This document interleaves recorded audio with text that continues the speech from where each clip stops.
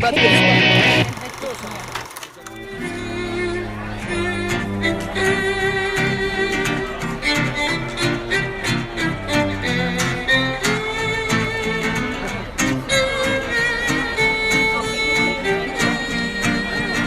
Well, Annabelle. How are you? We meet here every year doing this. We meet here every year. And you are greeting up customers left and right here at Ball Seed Customer Day. That's right. It's very exciting. It's super exciting to see everybody and be able to shake their hand and look them in the eye and talk to them. And they are as happy as you are, I think. Everybody's in such a good mood. It's and actually, incredible. we're doing it over 3 days this year. That's right. We're Why spreading it out a little bit to give chance. A lot of people have things they have to do on Friday and they can't always come, and then they don't want to leave their greenhouse vacant, so they come over 3 days and have different people from their greenhouse come over 3 days. It's working out really well. I always ask 2 questions. First off, I want to know, for you, what really stands out about Ball Customer Day this year? What's incredible is it seems like every other person that comes, it's their first time. We're having a lot of first-time customers. The folks you were just greeting as we were getting. Yeah, they were first time. I mean, today I bet probably a third to a half are first time. What do you attribute that to? Well, we got a lot of new customers. We got a lot of the Gluckner customers and just a lot of new people. And I think the interest in plants has really increased, and people are paying more attention, and they're just, I don't know, it's just fantastic. It's fantastic. Great. Yeah. And then variety-wise, you have to have a favorite. I know they're all your children, but pick your favorite child out there in the garden we can go look at. I think this year it's not new this year, it was new last year, but bee's knees. Everybody's talking about bee's knees, and the reason it's cool is everywhere we put it, like hanging baskets in the ground, in a container, it's looking fantastic. You're a fan of yellow then, I guess. And I'm a fan of yellow. Also, Petite Knockout is looking really good, especially right now. The rose. So. All right. Well, we'll go check it out. You get back to greeting the folks. Okay. Your daughter Susanna is doing all the work, and the niece is over there. Okay. So. Thanks, Chris. Thanks, Anna. All right. And if I didn't mention, I'm Chris Beytes from GrowerTalks magazine, and we are at Ball Customer Day. Don't ask me which edition of it, because this has been going on since the 40s, 50s, longer than I've been around. And we're going to walk the garden, talk to the different division managers, product specialists about the varieties that they're introducing here at Ball that they think are great. And we'll look at that bee's knees as well. Come on.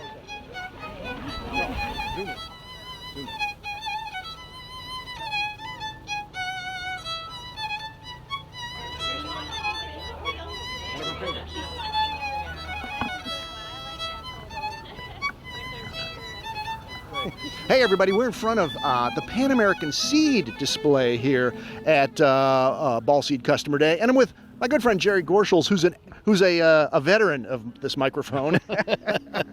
How are you, my friend?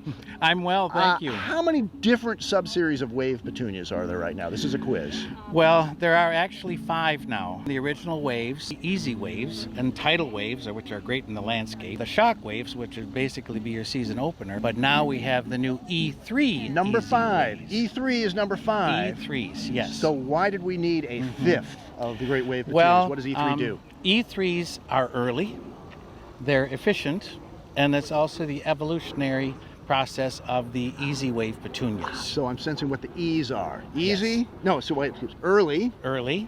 Efficient. Efficient. All right, so describe early. How early? Well, they are earlier to day length sensitivity for flowering when you're growing them in the springtime.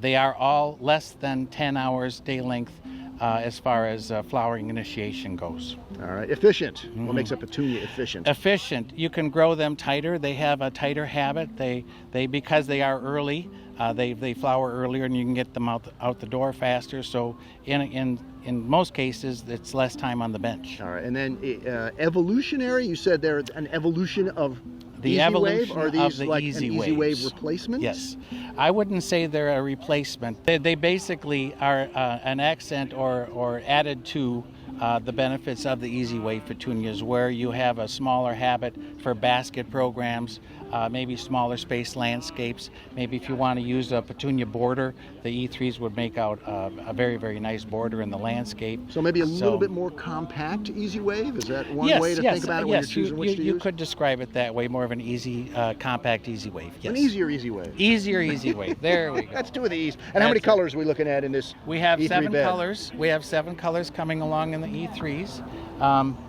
They are all very, very uniform as far as plant habit goes and flowering time. So the scheduling is easy on it. The growing culture is easy on it.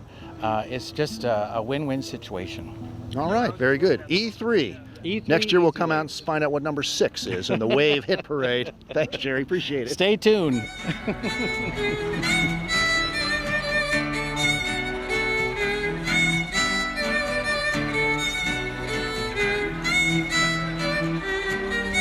Well, Pan Am has lots and lots of flowers besides just the waves we were looking at, which is why you need to be here, seeing them in person. They also have lots of veggies. They've got a hand-picked program. And over here, hand-picking some vegetables is the lovely Claire Josephson. Hi, Claire. How are you? Hey, good morning, Chris. So nice to see you out in the garden. Are you a vegetable expert? I think you're wearing a Beacon Impatiens shirt. I know. Well, oftentimes it's a wave pin. Now we're talking vegetables with you. We are, yes. Hand-picked vegetables this time. All right. What do you want to show us? I do want to show you one of our new peppers. This is called candy cane chocolate cherry. That's a vegetable name? Yep, Cane chocolate That's cherry. to get kids to eat it, isn't it? Well, I won't lie. But tell us about it. So it's Jen's looking at it there. It's a sweet pepper, a sort of snack size. If you get a chance to look at one of the other stripy fruit, it's a fabulous plant because it has variegated foliage, so it has some ornamental value as well. The fruit start green with the yellow striping. We can kind of see them on this potted one too. Maybe get up in there and see some of the stripings. There. Oh, there you go. Get my shadow off of it.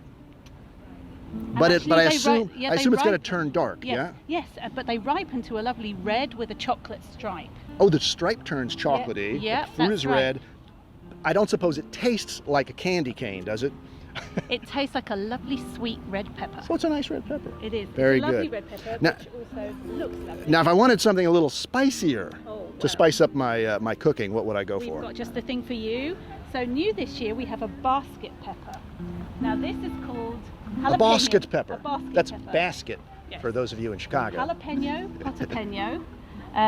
Laden with fruit, this thing is. It's got a lovely trailing habit. It's actually early maturing, so in regions like Chicagoland, where perhaps you wouldn't Look at all the always fruit get on there. the ripening on the pepper, you're able to get this to turn a lovely red colour. You can see one just turning there. And that gives you a really nice, sweet, spicy flavour. Okay. So slightly less hot than a standard jalapeno. And but it's still called potapeno. Potapeno, yes. Potapeno. Yes. And can I put this in a regular bed if I wanted to? Absolutely. Stake it up maybe? Yeah, it will hold itself together nicely in the bed as well. I think we have one just under here. 3 plants there, so a smaller stature plant, but nevertheless very nice in the landscape. Great for baskets, great for containers, great flavour. I love cutting them up when they're red and adding them to my salads. Started to get hungry. I think you have something called Kitchen Minis that we've seen for several years now. You got any new introductions in that one? We certainly do. Let's go take a look. Oh, yes, with the bottle. Yes, so Chris, here we have Kitchen Minis. They're mini. I was they going to are. guess these are Kitchen Minis. They're tiny Yes, little things. They're ultra compact vegetables and they're designed to be tabletop. So tabletop inside or tabletop outside. They're actually bred so that they will continue to fruit in lower light levels. So if you buy them in the store, we would expect you to buy them in the store with maybe green fruit or 1 or 2 ripe fruit. So the grower And then- is going to yeah. produce it to kind of this Yeah. stage or a bit earlier than this stage. Yeah, But that- fruiting in the greenhouse, then ship it to your customer. That's right. And then you'll take it home and you'll harvest it. All right, I will. What do we have here that's new? Let me show you. Oh, the new. Yeah, new ones. Let's take a look at this tomato here. Cocoa. You see, it has this sort of burgundy colour. Lovely and sweet. A nice sort of addition to your salads. A talking point with being that slightly darker colour. You could use that as a little place setting, Yeah, and thank you. people could pick their own salad. Really nice gift plant. The other new variety we have here is one called Red Velvet. So this is gosh, a that's nice Chinese round thing I've red ever seen. cherry. They're so cute, aren't they? You guys, there. Yes. And you'll get about a pint of fruit off those. And then we have the slightly larger format one that we introduced last year, which is Siam. This is more suitable for a 6-inch container, and you'll get about 1.5 pounds of fruit off that. So these will fruit A bit less if I'm around, because I'm. They haven't been sprayed. I shouldn't take any yet. Wait till the day's over Right, and take a exactly. plant home. Yes. All right, and I see a lot of peppers too. So a wide range, all tabletop, kitchen windowsill kinds of plants in the kitchen minis. We say really no garden, no problem. If you are a consumer and you don't have the opportunity to have a space outside to garden, you can buy one of these and enjoy vegetables inside throughout the year. All right, I'll come back later in the day and have a tomato. For sure. Thanks, Claire. You're welcome. Those two look tasty.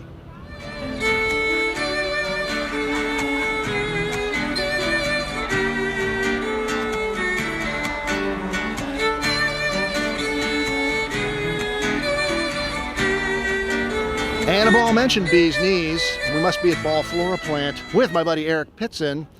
Eric's the guy, you work on the supply side of things, you said. That's correct. So if you didn't get your URCs, you call him up and he explains where they are. They're on their way, trust me. They're coming. Yeah. Eric, tell us about bee's knees. It's obviously bright yellow, but what makes it such a hot variety?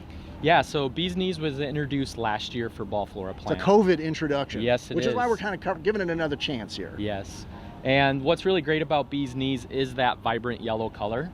It's really taking yellow petunias to a whole new criteria for flower color when it's for that yellow category. Yeah, we've had that soft buttery kind of a thing. That's right, that's right. This is definitely more vivid than that. Also, yellow petunias in the past have not had the best habits. That's correct. How have we kind of corrected that with bee's knees? So bee's knees is a medium vigorous petunia. So for growers, it's going to be able to work in smaller containers, but all the way up into hanging baskets. And yellows have traditionally not performed well from a rooting standpoint. Maybe they weren't rooting at as high of a percentage as some other varieties. So we fixed that with bee's knees, and it also performs through the summer. So you can put it in ground, you can put it in mixed containers, and it's going to perform for the consumer when they get home as well. When normal yellow petunias will start to fade out when it gets hot and things like that. And we've seen that in summer trials versus our competition. Right. You've got it with dark purple, almost black down here. You've got it with sort of the orange and scarlet color. So it goes with a lot of things, which is nice. What else we want to look at here from Ball FloraPlant? We're going to go look over at Cannonball, a new petunia series. Cannonball. Sounds like a melon or something. But it's a petunia. Yes. Let's check it out. Well, Cannonball is appropriate during the Olympics because I think that's one of the dive moves, if I'm not mistaken. Yes, it is. Yes, it is. At least if I'm in the Olympics, it is. But tell us about Cannonball Petunia. Tell us how this fits into the many petunia lines that Ball FloraPlant has. Yeah, so this is a new petunia series for Ball FloraPlant. It's our most compact petunia series, and it's going to work really great for growers in quart containers and 6-inch. And why it's called Cannonball is because it makes a nice mound of color, which you can see there. So it's going to put all the color up on the top of the container. I get it. Okay, so it is named for the shape. I would guess probably it's like a petunia type for one that's been out there in the marketplace for a while. Yep. All right, and how many colors we have? We have 7 colors in the series this year, and then we'll have more coming in the future as well. All right, Cannonball. Easy to remember, compact, round, moundy habit. And early to flower. Early to flower. And what else we got to look at? The next thing we're going to go look at is a new micro coleus called Spitfire. I'll bet you that's a small one. That's a small one. Man, I'm getting good at this. Let's go find it. You guys have a lot of coleus here at Ball FloraPlant. You really needed some more? We needed some There's more. 4,000 of them already. Now there's 4,001. Yeah, but this one's different. It's a new micro coleus from Ball FloraPlant called Spitfire. So micro coleus. Explain that one to me. So right now we have Flamethrower, which is our most compact series, and Spitfire is going to be about half as vigorous as that. So it's really going to work good for growers in quarts and 306 containers. And combos maybe where you want it to play well with others? Yeah, that's exactly right. So you can mix it in with Calibacoa and it's not going to take the combination over, so it plays friendly. All right, so we're going to see more colors and shapes in this micro sub-series almost? You know, as we've presented this to growers and they're really excited about this, so there's definitely interest for more micro spec coming, and that's something we're going to take a look at for the future, yes. All right. Bigger, smaller, they've got them all here. Selecta, though, is sort of the sister vegetative breeding company to Ball FloraPlant, and you wanted to show us, I think it was this petunia specifically, talk about this beautiful petunia vivid purple headliner specimen. Enchanted Sky. So the Sky petunias from Selecta 1 have been a really popular series for us, and so this is the next innovative color to come into the Sky pattern.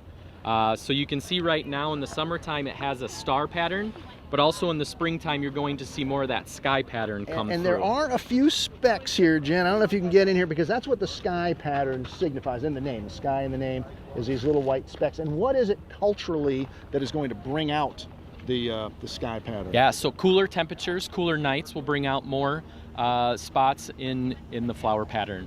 All right. So depending on the weather and the cultural conditions, that's going to determine how much sky you get. How many? But with that beautiful star in there, you get a sky no matter what. Yep, that's exactly right. So the star is another great attribute. All right. Last but not least, you're going to show me some beets. A Yes. vegetable? No, not a vegetable. All right. Well, let's see what it Beets is. verbena.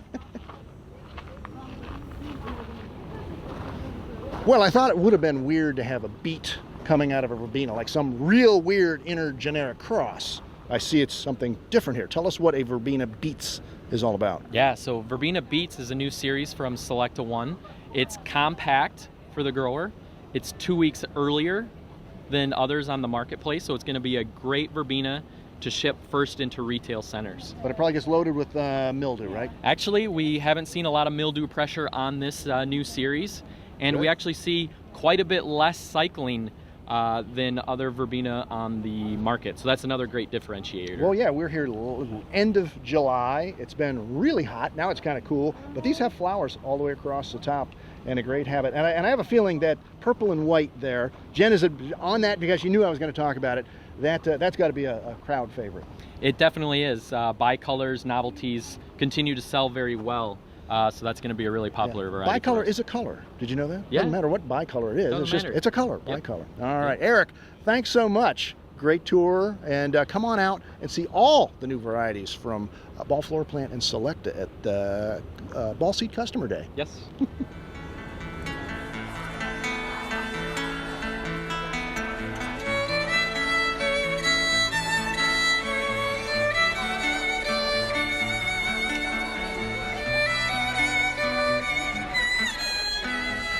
Well, the folks are out checking out the perennials here at Ball Seed Customer Day. Yeah, we've looked at annuals, but they've got a lot of perennials here too, from Darwin and from Enchanted Seed.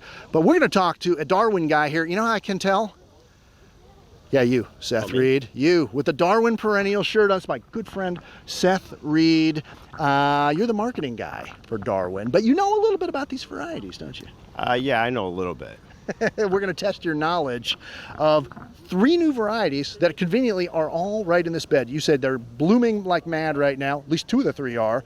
So talk about, well, let's start with this little low ground cover. It's gorgeous. Yeah, so this is our new Delosperma Ocean Sunset series. So it's 3 colors. People are probably familiar with Delosperma already, but it's a much larger flower than the competition. It's also, I don't know if you're capturing on the camera, but it has almost an iridescent look to it. Kind of metallic. Metallic, almost like there's water on the flowers. Yeah. So how do people use Delosperma, those who aren't familiar with it? It's a great full sun item. As you can see here, it's a ground cover. Yeah, it's a succulent. It's a succulent, yes, so it's drought tolerant. And Jen, go get the Ocean Orange Glow Ocean Sunset. That is just beautiful. And it's zone 5. So here in Chicagoland on down south. Yeah, the one thing with this series, it has not cycled out of bloom. It's basically been in full bloom like this all season. Is this like a portulaca, closes up and opens up? It does. So if it's real cloudy one day, it won't be open, but certainly on those sunny days, which we have a lot of those, it'll look this. Well, nice. That is a fun little ground cover right there, and super, super easy, drought tolerant. Now, pollinators, big deal. Buddleia fits into that beautifully. Talk about this. Pollinators are a big deal. People are continuing to look for more pollinators, and pollinators that can go on patios and balconies and maybe a little bit more contained. That's why we have our Buddleia Chrysalis series. There's certainly a lot of Buddleia out there, but these plants are much more contained than your traditional Buddleia that's taller than you, me, and Jen together. Has a continuous blooming, so you'll always see something in bloom, which oftentimes Buddleia just cycle out of bloom. We have 5 colors: blue, cranberry, pink, purple, and white. And all the same habit?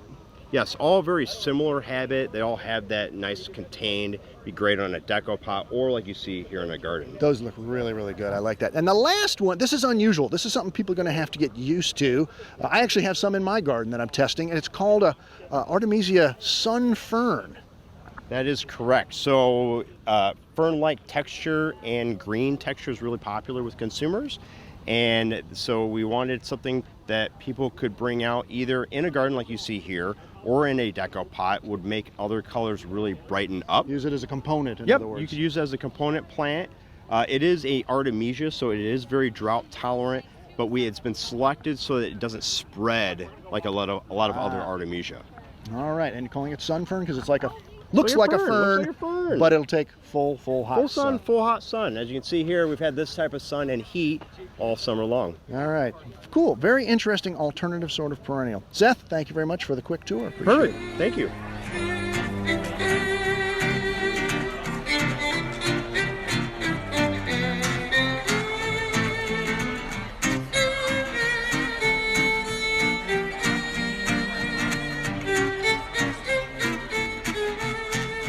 Well, we're still here at Ball Seed Customer Day. We've been looking at all kinds of flowers. There are trials galore, including good old-fashioned comparisons, side by side, in rows, just like 75 years ago out here, but also lots of beautiful containers and garden plantings, and more vegetables, Tim Duffin, from Burpee, which is one of the Ball brands out here that is exclusively veggies, right? Correct. It is exclusive to Ball Seed, actually. Okay. And so we're going to look at 3 different new ones, a tomato, a pepper, and something really odd that I'm not even sure what it is. But let's start with this. Another pepper. Let's start with this tomato here. This is one of my favorites. I love to grow almost all my vegetables in containers, and our new Patio Delight is a saladette tomato. Not a potato, it's a tomato. It's not a potato, it's a tomato. So the Patio Delight is one of my favorites. I love to grow in containers. What you're seeing here is what you get. It's a very compact plant. It's a determinate tomato. It's about 12 to 16 inches high, and it has got this rich, sweet taste with it. And a saladette is sort of that small size. You might have it or quarter it. It's about 3 to 4 ounces when all's said and done. Another wonderful thing about this one is you're going to be harvesting in about 50 days, 55 fast. days. Yeah, Fast, it's yeah. a fairly quick I always think of that harvest, size as like a beefsteak for a slider. There you go, or just a plain old tomato sandwich. That's right. All right, so that's So Patio that's the Delight. Patio Delight exclusive to Burpee. And then I just want to talk you're getting a into little ornamental bit. peppers, so it's not just about vegetables here. Right, but it's also an edible here. So the Demon Red is a hot pepper.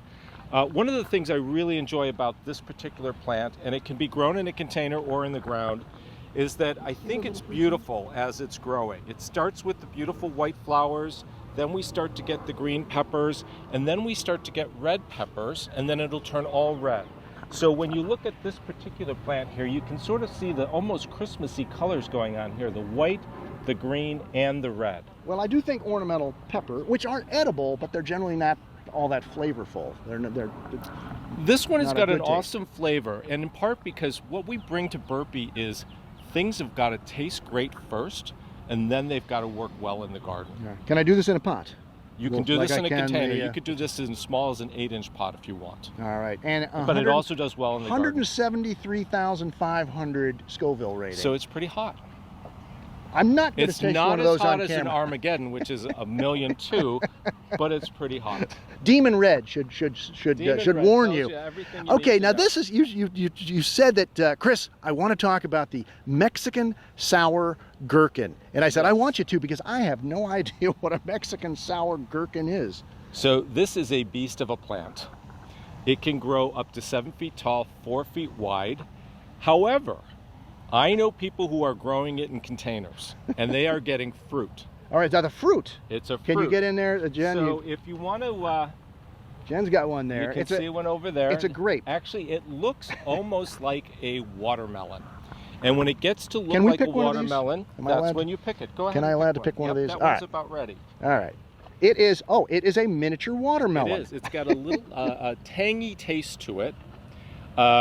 It's great with appetizers. Throw it in a salad. I've actually heard people have put it in some of their martinis. Is it a cucumber? Technically speaking. Technically speaking, it's not a cucumber. It's not a cucumber. Is there something different between a gherkin and a cucumber? Well, a gherkin is a pickled cucumber. Okay, But it's in this Do family. we know what it is? Okay, so it's in the family. It's in I the assume it's family. Mexican. I'm going to try it. What's the flavor you're getting? Cucumber. Okay. Cucumber. It's got a great crunch. It's got some seeds, but they're very pleasant, and it's not sour at all. No, it's a really fun little tiny pickle. And I cucumber. think that's one of the keys. It's a fun plant. So it's a talk about plant. You're growing this in your yard, you're growing this on your patio, and you get to talk to your family and friends about it. I think, and you could do it in a garden center and talk about it there as well. Absolutely, I mean, you can. We're talking about it right here, Tim. Yes, we are. It must be good. It All is right. good. That's the Mexican sour gherkin. It's not a cucumber, but darn, it tastes like a cucumber. Thanks, Tim. We appreciate all the new varieties. Absolutely.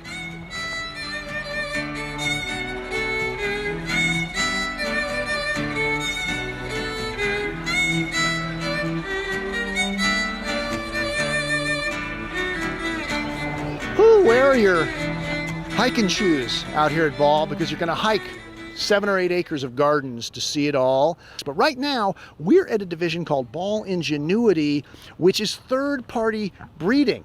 Varieties that Ball didn't breed themselves, but they bring in from the best breeders around the world to distribute exclusively to you. Did I say that right, Kelsey? You did. Kelsey Manalga, who is the product manager for Ball Ingenuity.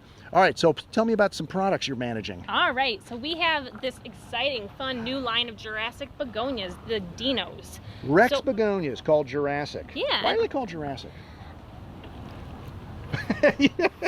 She doesn't know. It's a cool name. Yeah. Why not? Yeah, exactly. I think it kind of goes with, the... I would say it's like Tyrannosaurus Rex. Yeah, there you go. See? Right? Yes. We got to the bottom of that. Okay, Yeah. tell me about the dinos The here. dinos are tiny, so as you know, you think the name dino, tiny little dinosaur, you have this small leaf that it works perfectly for your 4-inch and 5-inch container programs, goes great in a dish garden, perfect for Some combinations. great colors and leaf shapes and patterns here, Yeah. a nice mix.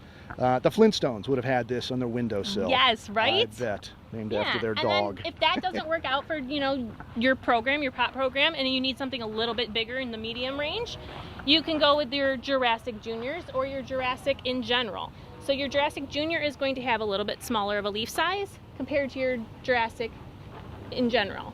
But you still have all these great fun colors, and these would be more of your medium pot size. So these would go up, you'd have to your 6-inch or 8-inch pots. Okay, So the juniors would be? the juniors, Okay. they actually both will. So they'll both size up. You're just gonna, with the juniors, have your smaller leaf shape, and the Jurassics. So it's about leaf It's about size, leaf not size. about plant size. Yes, All right. exactly. And I'm seeing there are 6 colors in the juniors, Yep. smaller leafed, Mhm. and looks like 7 colors, I believe, in the regular Jurassics, the Yeah. larger leafed Yep, ones. I think there's 8. Yep. 8. I miscounted there. And there's 8. 2 new colors of the Jurassics, and there's 2 new colors of the Jurassic Juniors. All right, so that's a lot of Rex begonias. Yes. But you're not done. We are not done. So I did want to touch too on why we are so excited about the new colors is we have the swirl. And the swirl is actually what's stopping everybody, and it's the plant habit. So it's very shelf worthy that you can ship it. You can shake it. It doesn't snap off. A lot of them, you get your pot, you kind of shake it, and the plant will just snap off. This is really, really sturdy. And this one is pretty cool. This is a junior, so smaller a leaf, junior. purple speck. Yes, and this is my favorite personally. I Are you love. seeing that pattern in there? That's Yes. pretty cool. I love it. And if It's like you, lizard skin or something going on. yeah, in and there. the plant habit, the branching is just awesome with these. So they Like hold up dinosaur really, skin. really well. Dinosaur skin, Yeah. yes. And so lastly, I want something bigger, Kelsey. What can you do? I grow in This Texas. is your megalos. So we only have 3 of these, and these are completely all brand new. The Megalo series. I am a 5'8" girl, and they come up past my towers knee. over me. Yes, I tower over you. They come up past my knee when they're in full bloom. Wow. And All right, so 10 inch you're or getting larger your 10 inch or pots, it larger. says. These are great for if you have huge municipality pots or just something really big that you really want to have them out there. All right, that's very cool. So 4 different kinds and sizes of Yeah. Jurassics available. To really complete your Something series. for everybody. Now, you also said you can show us something that's coming in the future. Yes. A little pretty purple little sneak flower. peek. All right, Yeah. Let's take a look at that. Something completely different, not the begonias anymore. Oh, Chris, did I mention that the canary wing pairs amazingly with the Jurassic begonias? Oh, I bet it does. Yeah, the colors just really make each other pop. All right. Is this what we're looking at This here? is what this we're is looking something at. completely new to Ingenuity. Yes. A Dianthus. Dianthus Falling in Love Rosie. So it is a basket Dianthus. I'm not going to tell you too much on it because this is the sneak peek, but just to give you sort of a little taste. All right. Yeah. And the last bit of news, you bring in some amazing genetics Yes. here, and sometimes you lose some genetics. Yes. Kind of. But you Yeah. didn't really lose it. All of these beautiful Diplodenias and Mandavillas that we've been showing the last, 4 or 5 years out here, Right. I think. Yeah. Ball now owns the genetics to these. They bought the genetics as opposed to just sort of getting the exclusive from the third-party breeder. Correct. So these are now going to become a Ball FloraPlant They variety. will. And the really fun thing about them going under the Ball FloraPlant umbrella is that these will be supplied out of Las Limas. So it will have a way better supply chain. So good supply, and but it's going to leave a big hole in the Ball Ingenuity display. So It you will. got to get out there and find some new stuff to fill it. Yes, and in we're the always hole. looking for it. All right, Kelsey, thanks so much for the Yeah. quick tour. No, thank you, Chris.